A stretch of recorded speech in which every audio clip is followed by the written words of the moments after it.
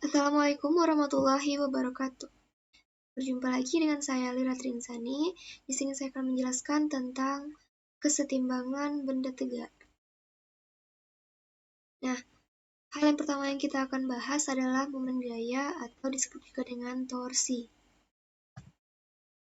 Sebelum kita membahas tentang torsi atau momen gaya, kita harus tahu dulu apa tujuan pembelajaran kita hari ini.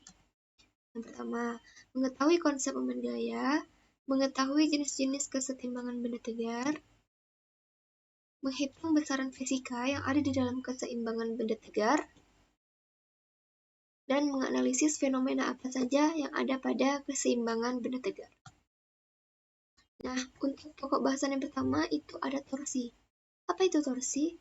Nah, yang dimaksud dengan torsi adalah ukuran keefektifan gaya yang bekerja pada suatu benda untuk memutar benda tersebut terhadap titik poros tertentu. Nah, untuk lebih jelasnya, mari kita lihat gambar berikut ini. Misalkan yang berwarna merah ini adalah kayu dengan panjang R yang ditarik dengan gaya F yang membentuk sudut sebesar theta. Nah, di sini dia memiliki poros. Jika kita bayangkan, ini aplikasi dalam kehidupan sehari-hari adalah sebuah ganggang pintu. Saat ganggang pintunya kita tarik ke bawah, nah seperti itu, tapi ini bedanya kita menariknya ke atas. Tapi kalau ganggang pintu itu kita tarik ke bawah, maka porosnya akan diam dan benda akan memutar ke bawah. Nah, sama seperti gambar ini, porosnya akan diam dan bendanya akan memutar ke arah berlawanan jarum jam. Nah, pada torsi, itu biasanya kita lambangkan dengan to atau tau. Atau bacanya juga boleh torsi. Nah, torsi itu karena tadi dia memiliki panjang dan ada gaya, maka kita dapatkan rumus torsi gaya dikali panjang. Nah, di sini panjang bisa kita lambangkan dengan L atau bisa kita lambangkan dengan R. Nah, kalau kita lihat di keterangan ini, torsi itu satuannya Newton meter, terus gaya satuannya ada Newton, dan L adalah jarak gaya yang tegak lurus dengan poros. Jika kita lihat dari gambar, L atau R itu kita hitung dari poros sampai ke pangkal dari gaya yang ada pada batang tersebut. Nah, kita lanjut.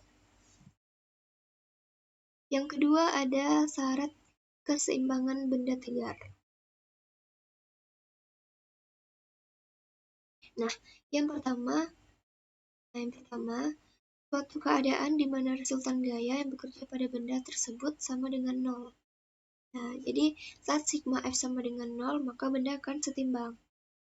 Atau sigma tau-nya sama dengan 0, maka benda akan dalam keadaan setimbang. Nah, yang kedua, saat keseimbangan statis itu kecepatan dan kecepatan sudutnya harus sama dengan 0. Nah, yang kedua, saat keseimbangan dinamis, maka percepatan dan percepatan sudutnya harus sama dengan 0. Nah, lanjut yang ketiga. Nah, bisa kita lihat di sini ada menara Pisa. Yang kita tahu menara Pisa ini kan bentuknya tidak lurus ya, tidak sejajar dengan tanah. Maksudnya dia agak miring kanan. Nah, tapi kenapa dia bisa berdiri? Karena di menara Pisa ini dia dikatakan setimbang. Kenapa? Nah, mari kita lihat. Karena garis dari titik pusat massa, titik pusat massa jatuh tepat di alas benda. Makanya menara Pisa miring bisa berdiri kokoh sampai saat ini. Nah, lalu selanjutnya ada jenis-jenis kesetimbangan. Nah, yang pertama itu ada kesetimbangan stabil, yang kedua ada kesetimbangan labil, dan yang ketiga ada keseimbangan netral. Nah, mari kita lihat penjelasan dari ketiga macam keseimbangan ini. Untuk yang pertama, itu ada keseimbangan stabil. Apa itu keseimbangan stabil? Itu kemampuan suatu benda untuk kembali ke posisi semula saat benda diberi gangguan. Nah, contohnya ada pada gelas ini. Saat gelas ini kita beri gangguan atau kita coba untuk jatuhkan, tapi dia mempunyai kemampuan untuk bertahan dan kembali ke posisi semula. Itu yang dinamakan dengan kesetimbangan stabil. Nah, lanjut, ada namanya keseimbangan labil. Nah, keseimbangan labil ini terjadi jika benda tidak bisa kembali ke posisi semula. Kita contohkan pada sebuah corong. Saat corong ini kita beri gangguan, maka dia akan terjatuh dan tidak bisa kembali ke posisi semula. Nah, yang ketiga ada keseimbangan netral. Keseimbangan netral terjadi jika benda mendapat gangguan di mana pusat gravitasi pada benda tidak naik atau tidak turun, tetapi benda berada di posisi yang baru. Nah, misalkan itu sering terjadi pada benda yang berbentuk bulat atau lingkaran. Nah, saat dia diberi gangguan, maka dia bentuknya hanya berubah posisi, tidak jatuh atau tidak kembali ke posisi semula, hanya posisinya yang berubah. Nah, lalu lanjut ada penerapan kesetimbangan benda. Yang pertama itu digunakan dalam jembatan. Nah, yang kedua ini ada mesin pengangkut untuk alat berat. Nah, jadi di sini diberi beban yang bebannya sama beratnya dengan benda yang akan diangkut, sehingga dia bisa mengalami kesetimbangan.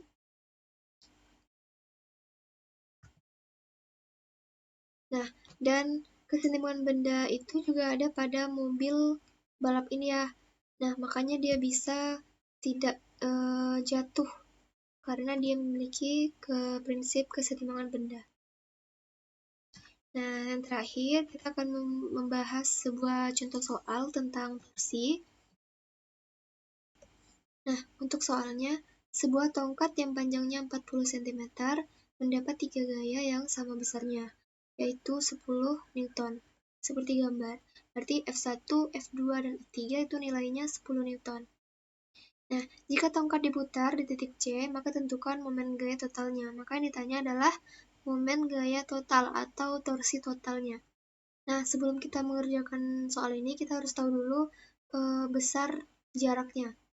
Nah, tadi di soal disebutkan bahwa C menjadi titik poros. Berarti untuk R1 itu dari A ke C, yang nilainya R1. Nah, kita lihat. Kalau dari A ke B 20 dan B ke C 10 cm, berarti A ke C itu nilainya 30 cm. Nah, selanjutnya dari F2 ke C, ya, dari B ke C itu R2. Nah, langsung saja di sini kita pakai 10 cm. Nah, dan untuk D itu juga 10 cm. Ini R3. Nah, juga 10 cm. Tadi di awal kita sudah mengetahui bahwa rumus torsi itu F dikali R. F sudah diketahui, R sudah diketahui. Berarti kita tinggal masukkan rumus. Nah, dan juga jangan lupa, di sini karena ada yang membentuk sudut, maka kita harus membuat dia tegak lurus terhadap batangnya. Nah, karena dia tegak lurus, maka di sini kita menggunakan sin theta. Kita menggunakan sin ya. Kita menggunakan sin theta. Nah, langsung saja kita bahas soal di slide berikutnya. Untuk rumus torsi kan F dikali L. Maka untuk torsi total itu TO1 tambah TO2 tambah TO3. Nah, kita balik ke slide sebelumnya. Jika gaya diputar berlawanan arah jarum jam, maka nilainya positif. Sedangkan jika searah jarum jam, maka nilainya negatif. Nah, untuk yang pertama, itu dia diputar ke arah jarum jam, makanya dia di sini bernilai negatif. Nah, jadi negatif F1 L1 sin 30, karena tadi sudutnya sebesar 30 derajat. Nah, Untuk L2, karena tidak ada sudut, maka langsung saja F2 dikali L2, dan dia di sini diputar berlawanan arah jarum jam, makanya dia di sini nilainya positif. Dan untuk F3 sama dengan F2, diputar berlawanan arah jarum jam, maka nilainya positif. Nah, langsung saja kita masukkan nilainya sehingga dapat hasil akhirnya sebesar 0,5 Newton meter. Nah, sekian pembelajaran kita hari ini. Lebih dan kurang, mohon maaf. Semoga dapat bermanfaat untuk kita di kemudian hari. Wabillahi taufiq wal hidayah. Assalamualaikum warahmatullahi wabarakatuh.